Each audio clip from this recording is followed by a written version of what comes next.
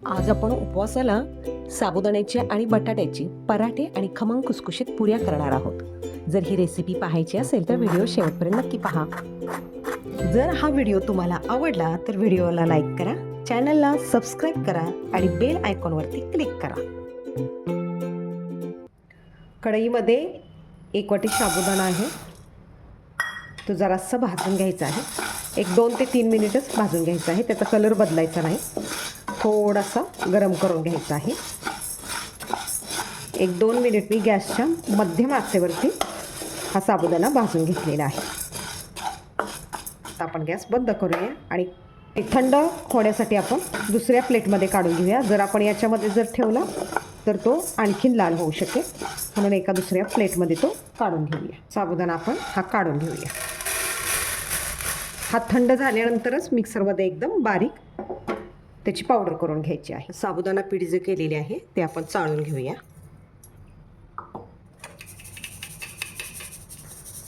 अशा पद्धतीने हे सर्व चाळून घेतलेले आहे.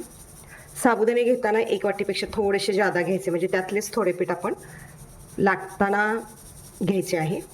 गोळ्याला ते लावण्यासाठी ते उपयोगी होईल, पण थोडेसे साबुदाणा जादा घ्यायचे. बटाटे खिसून घेऊया आपण.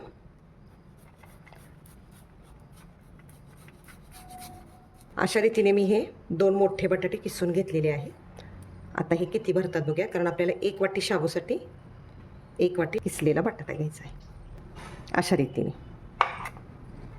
बटाट्याचा किस जो केलेला आहे, जे आपण साबुदाणे बारीक केलेले होते त्याच्यामध्ये टाकूया. अर्धा चमचा मी मीठ घेतलेले आहे, चवीनुसार मीठ घ्या. आता यामध्ये मी आलं किसून घेतलेलं आहे.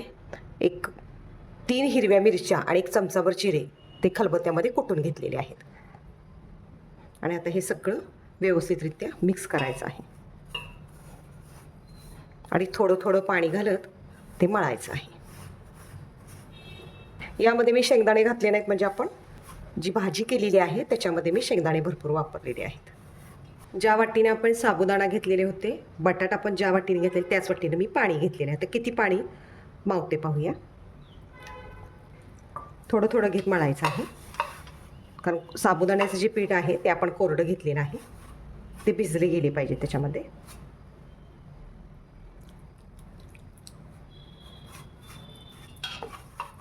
अशा रीतीने ही कणिक मळून झालेली आहे. त्याच्यासाठी जे मी 1 वाटी पाणी घेतले होते ते एवढेच त्याच्यामध्ये राहिलेले आहे. आता ही वाटी आणि हा घेतलेला हा कप हे प्रमाण माझे सारखेच आहे. जरासे कमी येईल, नाही तर हे दोन्ही जे प्रमाण माझे सारखेच आहे. तुम्ही कप घेतला तरी चालू शकेल, नसेल घरामध्ये त्या आकाराची छोटीशी वाटी घेतली तरीसुद्धा चालू शकेल. आता हे 5 मिनिट थोडेसे झाकून ठेवूया, म्हणजे आपला जो साबुदाणा आहे तो त्या पाण्यामध्ये थोडासा भिजला जाऊ द्या. हे मळलेले पीठ आपण 5 मिनिटासाठी झाकून ठेवूया. भाजीसाठी आपण 4 शिजवलेले बटाटे घेतलेले आहेत, त्याची वरची साल काढलेली आहे. आता ह्याचे पीस करून घेऊया. कढईमध्ये 2 चमचे तेल घेऊया. तेल गरम झालेले आहे. यामध्ये आपण अर्धा चमचा जिरे टाकूया. त्यानंतर 1 हिरवी मिरची घेतलेली आहे ती टाकूया. आलं थोडंसं किसून घेतलेलं आहे ते पण टाकूया याच्यामध्ये.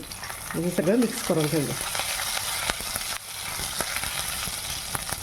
मिरची जिरे खरपूस भाजून झाल्यानंतर शिजलेले जे बटाटे पीस केलेले होते ते यामध्ये टाकून घेऊया आणि ते पण चांगले असे ब्राऊन होईपर्यंत परतून घेऊया. गॅस थोडासा मोठा करूया, मध्यम आचेवरती आपण ते थोडेसे हे परतून घेऊया. थोडासा लालसर कलर येऊ दे त्याला. थोडेसे खालच्या साईडनं ब्राऊन झालेले आहेत.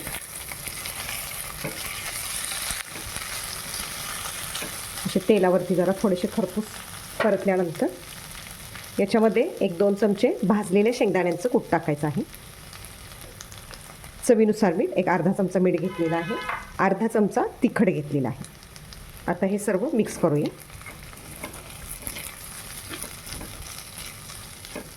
छान परतून घेऊया.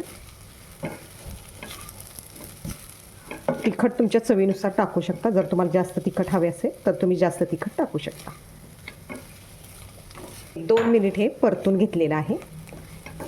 यामध्ये आता अर्धा पेला आपण पाणी टाकूया.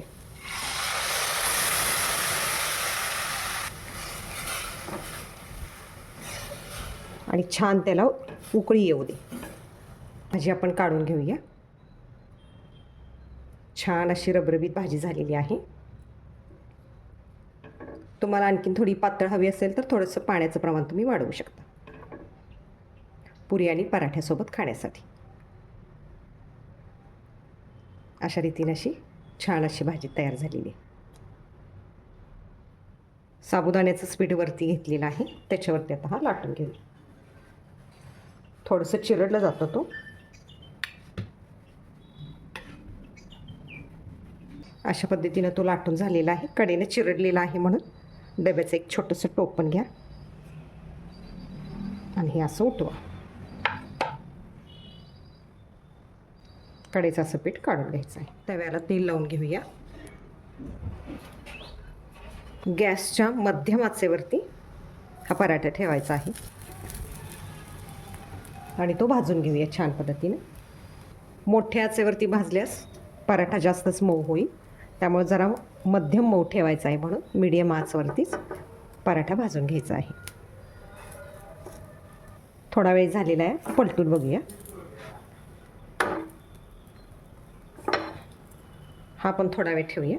थोडंसं त्याच्यावरती तूप लावा किंवा तेल लावा. थोडंसंच लावूया.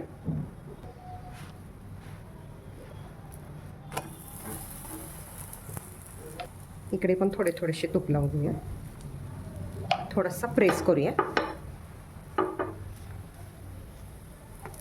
छान फुगत आहे बघा. थोडेसे जाडसर ठेवायचे म्हणजे छान फुगतात.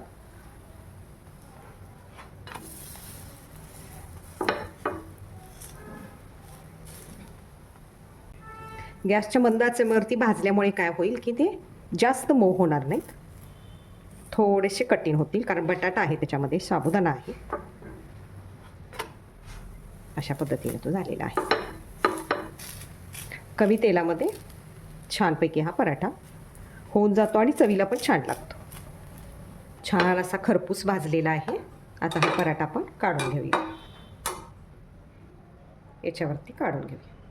अगदी छान असा झालेला आहे. अगदी अशा पद्धतीने तो झालेला आहे. तेल तापलेलं आहे. त्याच पिठाच्या आता आपण पुऱ्या करून घेतलेल्या त्या आता आपण तळून घेऊ.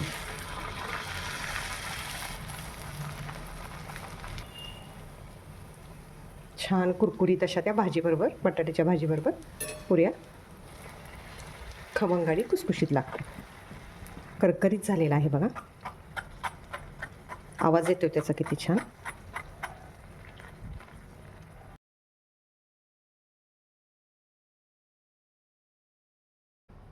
अजून एक पुरी टाकूया.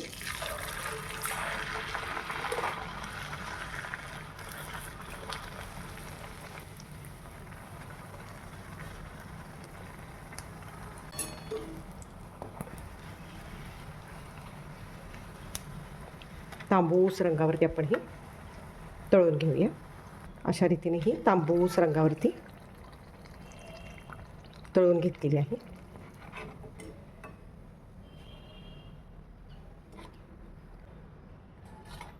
हे पहा, पुरी किती कुरकुरीत आणि खसखशीत झाली.